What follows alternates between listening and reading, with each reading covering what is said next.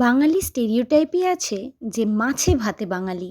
তবে সব বাঙালিই যে মাছ পছন্দ করবে এরম কোনো কথা নেই। তবে ব্যক্তিগতভাবে আমায় যদি জিজ্ঞাসা করো, মাছ আমার সবচেয়ে পছন্দের জিনিস। সেদিন বাবা বাজার থেকে প্রায় ২ কিলো ইলিশ মাছ নিয়ে এসেছিলেন।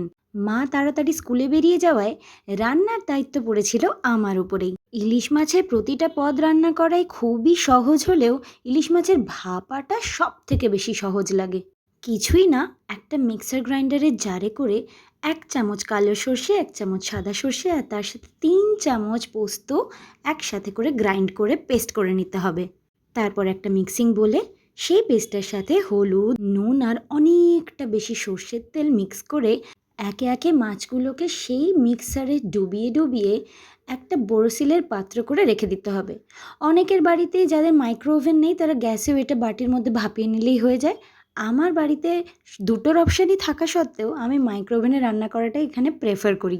এটা ম্যারিনেট করে যদি বোরোসিলের পাত্রে রাখেন তবে মিনিমাম ১ ঘন্টা, আর ম্যাক্সিমাম যদি পারেন ওভারনাইট রাখেন তাহলে খুবই ভালো স্বাদ আসে।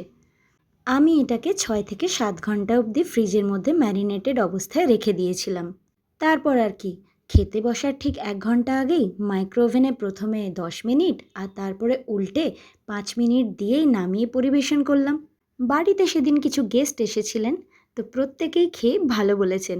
ও হ্যাঁ, ঝালটা বাপু নিজেদের ঝাল খাওয়ার ক্ষমতা অনুযায়ী দিও। আমাদের বাড়িতে প্রত্যেকেই বেশি বেশি ঝাল খায়, তাই আমি বাটার সময়ও ৫টা লঙ্কা আর উপর থেকে কাটা কাটা অনেকগুলো লঙ্কা দিয়ে সাজিয়ে দিয়েছিলাম। যদি বাটার সময় লঙ্কা নাও দিতে চাও তাহলে উপর থেকে কাটা লঙ্কাটা বা গোটা গোটা এরকম ওপর থেকে দিয়ে দিতেই পারো।